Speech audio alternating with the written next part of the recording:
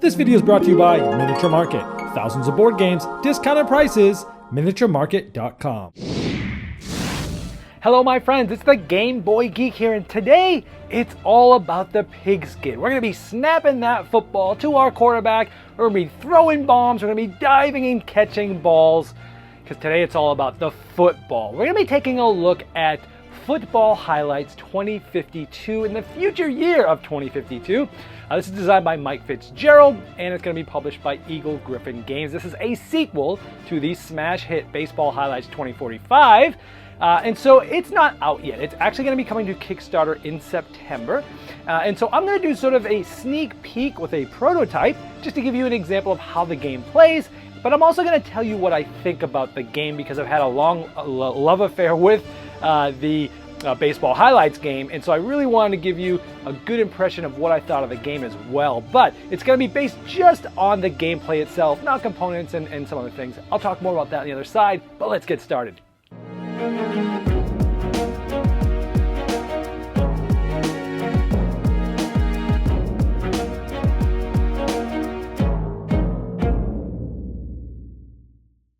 Now, as I mentioned in the intro, this game is going to be going on Kickstarter. So what we have here is a prototype. So nothing here is final in components, in art, iconography. Things can change. In fact, I'm going to actually show you some of the more updated art at certain spots as we go forward. Now, the game comes with 4 starter teams. We have Philadelphia, New England, Dallas, and San Francisco. Now, there's a couple of different ways you could play. There's enough cards that you can play up to 4 players in a tournament.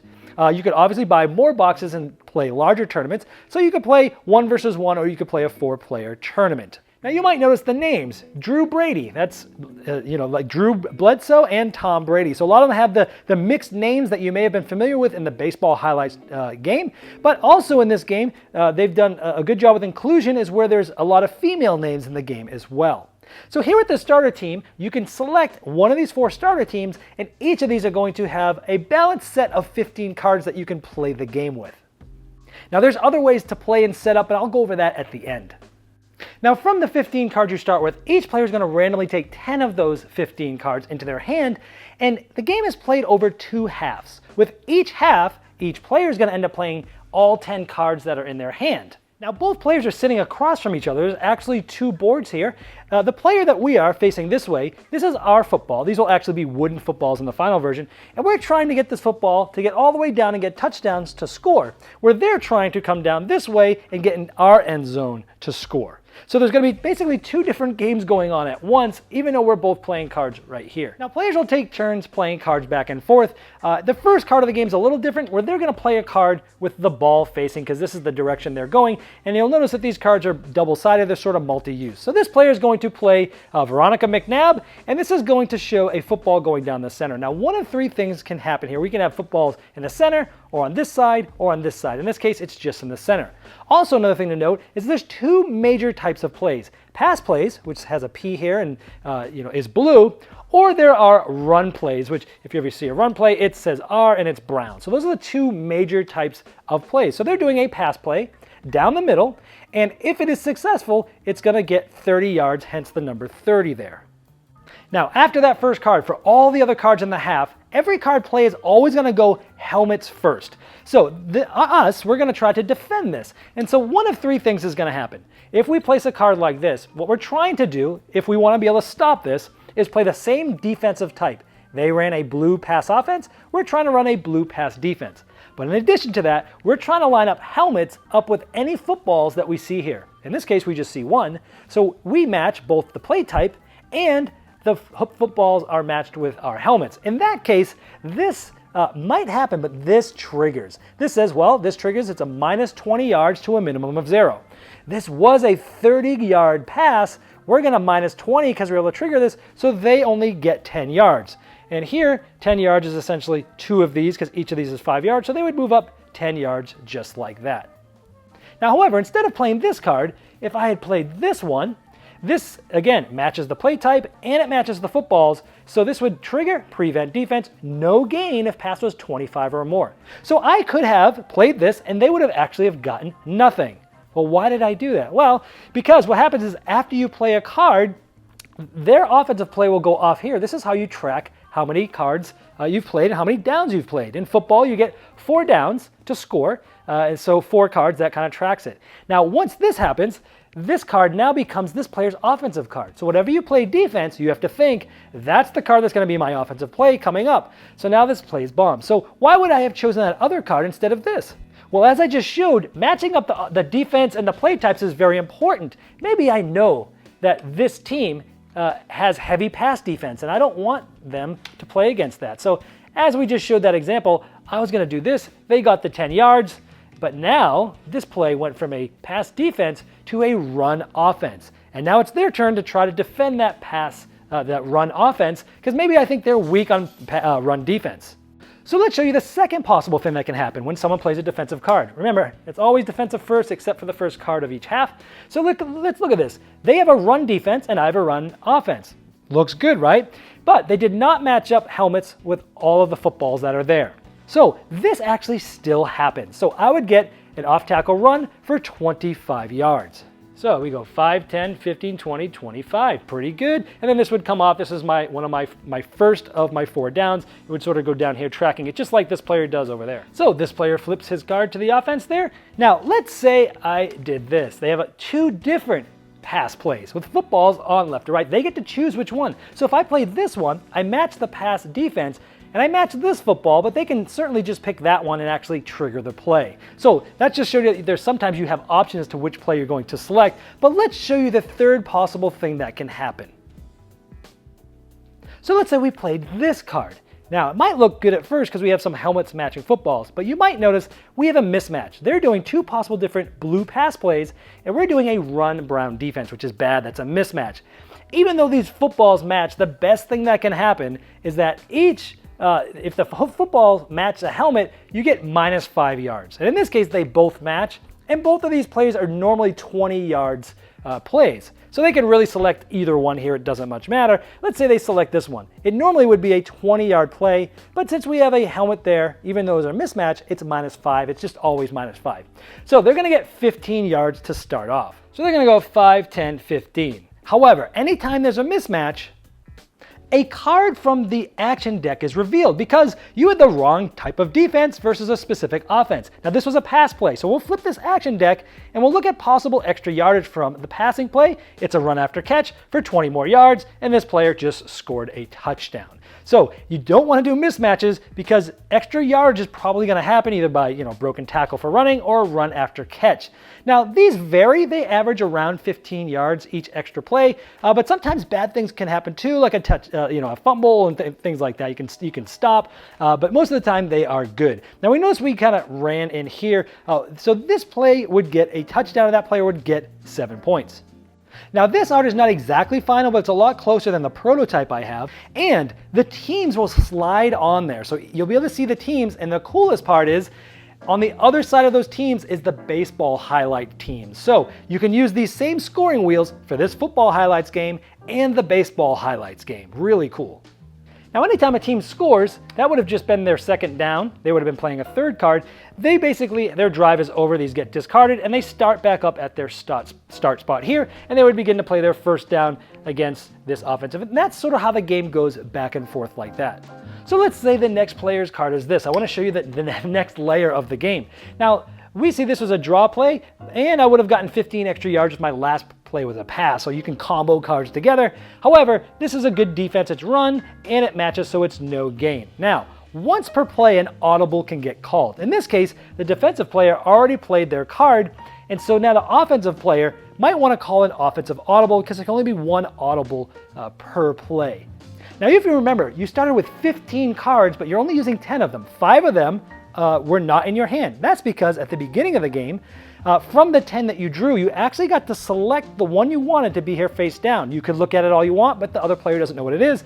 The other 4 cards would be in a stack here. So when you call an audible, you can either take this card that you know what it is and you can look at and play it, or you can take a random one off the top by not looking at it and just randomly playing it. In this case, we have a good audible selected. So what we could do is take this card and put it down here, because this tracks you can only have 3 audible cards per half.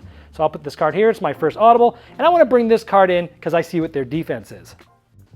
So I'm going to bring that card in. It's a pass play versus a run defense. There is a helmet, so it's just going to minus this by 5. That's going to be a 20-yard gain. It's going to be 10, 20, and it's a touchdown. And normally it would have been a mismatch. You would get some extra yardage. In this case, it's already a touchdown, so it doesn't matter. Now, audibles can be called from the defense as well if they see an offensive play they can't handle, but that stops the offensive player from playing an audible that play because only one audible per play. Now, one thing to note here, this is a 25-yard pass. If my starting spot was there, interesting, just like real football, the end zone is only 2 sections here, so 10 total yards. If this play was played now, I would be getting 25 yards minus the 5 because of this helmet, so 20. This would go 10, 20 off. It'd be incomplete. I actually wouldn't score anything because that's pretty much how real football works. So you have to be really careful. As the field shrinks, it gets harder to do any longer passes and your options become a little bit less, which adds a lot of strategy to the game. However, if you're ever using an action card, let's say he caught the ball here, you can run, it's a run after catch they can run in, but that shrinking of the field adds a lot of depth to the strategy of this game. Now this continues playing cards back and forth till each player has played all their 10 cards. That's the end of the half. Then you can do a halftime draft. 10 cards come out from a deck. These are not included sort of the starting players. These are different from those. There's all sorts of other cards. And what's going to happen is a draft's going to happen. The first player is going to pick a card, and then each player is going to continue taking 2 cards until all these cards are gone. Now, a lot of these cards are more powerful. Like, look at this one. If this triggers, it's a scoop 6. If you're behind, you could score a touchdown. Wow, great card. You see purple. This is called a maul. They borrowed it from sort of rugby and Australian rules football. It's sort of a wild. It's both defenses. So this one is really strong. Sometimes it's actually maul offenses, which are also wild and easier to stop. But these are really powerful cards too. So you can take stuff, add them to your pile, and the other player's watching what you're drafting, and they're trying to draft sort of against it. This is a second time halftime draft. Now, once you've done that halftime draft, you'll actually have 20 cards. You get to discard any 5 cards of your entire team, and then you'll randomly take 15 cards, which means there's 5 of them that might not be in your hand that you might have to use audibles to try to get, either blindly or on its own. They're the audible that you know. So that's how you basically do that, and you play the second half the same way as the first. Whoever has the most points at the end wins. Let's talk about a couple other things. At the end of any play, even fourth down, you could try to kick a field goal. From here, this player only needs a 4. Let's say the last player they just played has this. That's a 2. So they need 4. This is a 2. They need 2 more to have at least 4 for this distance to kick a field goal for 3 points. They would flip over the top card of the action deck, and we would look here. They actually got at least a 2, so they would kick a field goal. Sometimes it's blocked, things like that. The average here, I think, is about 3.5. So that's how you kick a field goal, and again, you would reset whether you scored or not. There's also some plays that cause people to lose yardage, which might be a safety. The player that causes safety gets 2 points, and they get to move their football 10 yards in the other direction. Now, there's another way to play the game more advanced, and that is you take just the 5 starter teams. They all will have the same artwork on them, and they'll be denoted by stars. This is your team, New England. These are your 5 starter teams. You then will take the deck of free agents, and each player is essentially going to draw 2 cards, pick 1, discard 1. Draw 2 cards, pick 1, discard 1. And you'll be building your hand of 5 more cards that the other player doesn't even know that you have, and it really amps up the strategy in the game because you can start building a strategy that they don't know about until the cards come out in the first half. Then you can do an adjustment draft in the second half the same way I showed before, and that, in my opinion, is the deepest level that this game is played at. And the final thing here is some cards will have this little penalty flag on it. If this triggers, a possible penalty comes, you use the action deck, and it may have a penalty or not. About half the cards have penalties, half don't. This says the penalty is on offense. The defense can either choose for the offense to completely reset and start over on first down back at the 45, or the defense can get 10 yards on their field. So half the time there's a penalty, and on the penalties, half of the time it's offense, half of the time it's defense. But this will make you think twice, possibly depending on what cards have come up earlier, whether you want to possibly trigger that penalty or not. Now, this is a good time to show you some of the more recent artwork of the cards. The icons are a lot bigger. The names are a lot bigger. So this is more realistic as to what the artwork is going to look like. But then again, check the Kickstarter page once this starts. Once it is live, I'll put the link in the description of this video below me. Now, I'm not going to go over the tournament rules, but there are different leagues you can do as well. And if these trigger a hospital sign, you'll do an action deck, and sometimes that player might get injured, maybe not, but maybe that player might get removed from certain leagues that you might be playing in. But again, check all these differences between the leagues and the tournaments, and there's also a solo game that I don't yet have a solo deck for. Check the Kickstarter page for that. But in a nutshell, that's Football Highlights 2052.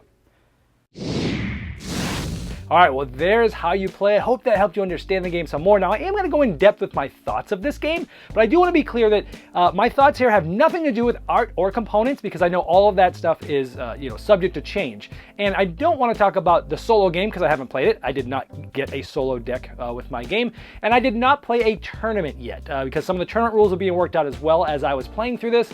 And so I'm basically saying, here's how I think the game plays itself, pushing all that aside, and basically a two-player game, 1 versus 1. And so here we go. So first of all, and I will do some comparisons with baseball because I know a lot of people are going to want to know about that, but I'll try to intermix those through, but also talk about it at the end. First of all, the things I like the sort of throwback football theme. Where the players are playing both sides of the ball. You know, that was back in the day where players would play offensive, defense, and I like that. I like the old leather helmets and things like that.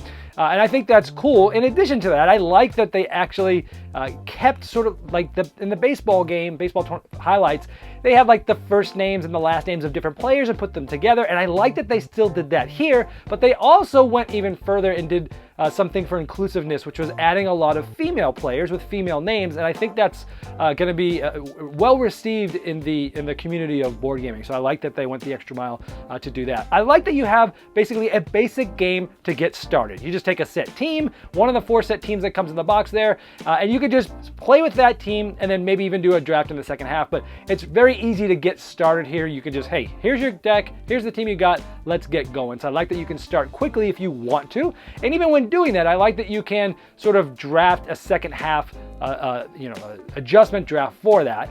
Or I like that once you know the game well, you basically take the 5 starter people from that team, and then you draft your team at the beginning. And 5 of those cards, the other player won't know what you have, and that's where it's really good, because you don't really know what they have. You kind of have to see how the first half goes, and then that second half adjustment draft means even more.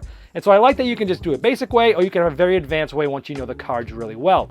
During that draft, I love that you're watching what they draft and you're trying to sort of remember what they took. Oh, they took a Hail Mary. Okay, I know that they possibly are going to have a Hail Mary in their deck. If not, they could possibly get it later through an Audible. But I want to remember, okay, Hail Mary, it's got a football on the left in the center, I think, and so I got to remember that I'm going to try to keep a pass defense with the helmet on those, just in case, especially towards the end of the half when they might play it. Or maybe there's a sack card that I've used a few times and I know where those are, and if I get a touchdown or I'm just starting a new drive, I gotta remember not to throw a pass off to this side because they might be able to play that.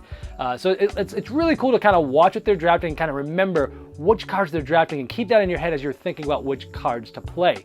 I like that not all your cards are in your hand, meaning you could draft some cards and you know what, they might not be in your hand. They might be one of the ones that's in the Audible pile, but it's there, and the Audible pile is small. It's like, I think it's about 4 cards by the time you start, and you get 3 Audibles per game, so it's a pretty good chance that you really want to get a card.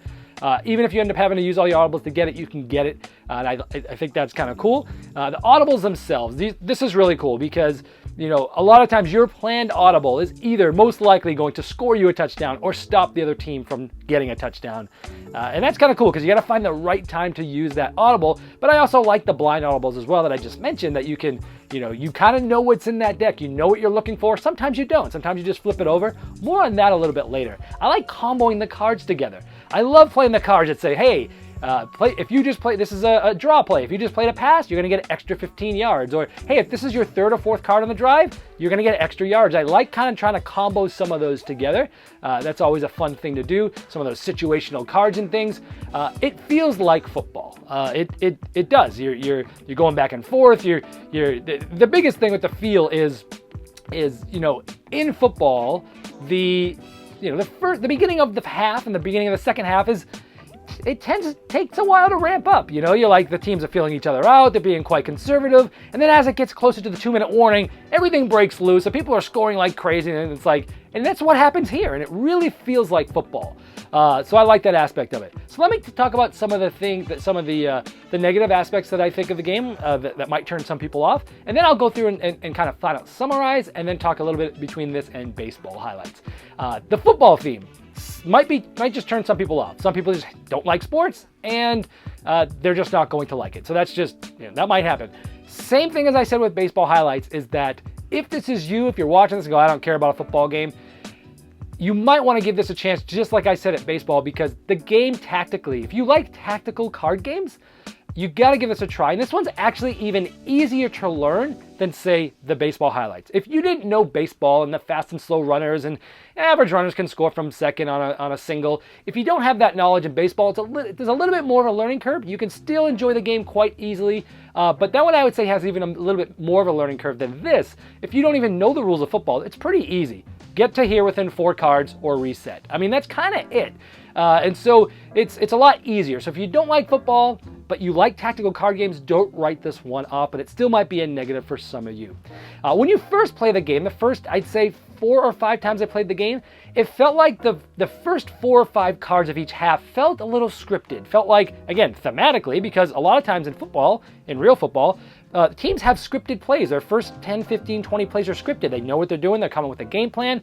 And the other team kind of knows what this team's tendencies are. And that's why the beginning of the halves aren't as exciting as the end a lot in football.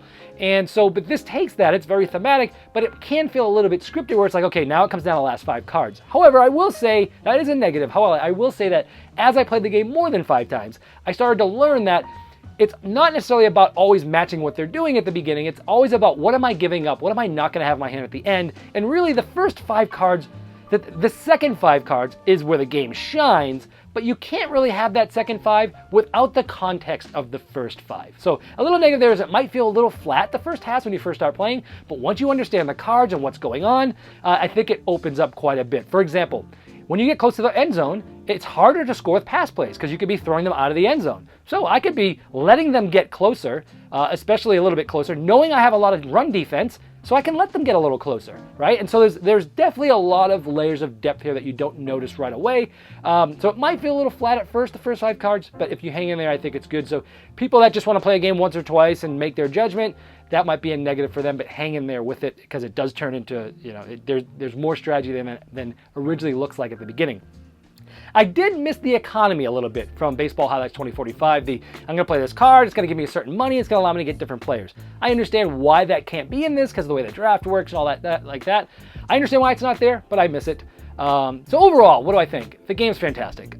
Mike Fitzgerald, I don't know how he does it. I begged him to create a football game years ago since Baseball Highlights came out. And I'm just so glad that he worked on it, that he came up with this. I will say it is similar to Baseball Highlights. There are some similarities, but it's also very different. I've played this with players that have played both and like baseball better. I've played this with plenty of players that have played both and like this better than the baseball game. They like this Football Highlights better. It's really going to be up to you. It's going to be how things feel. It's again similar but different.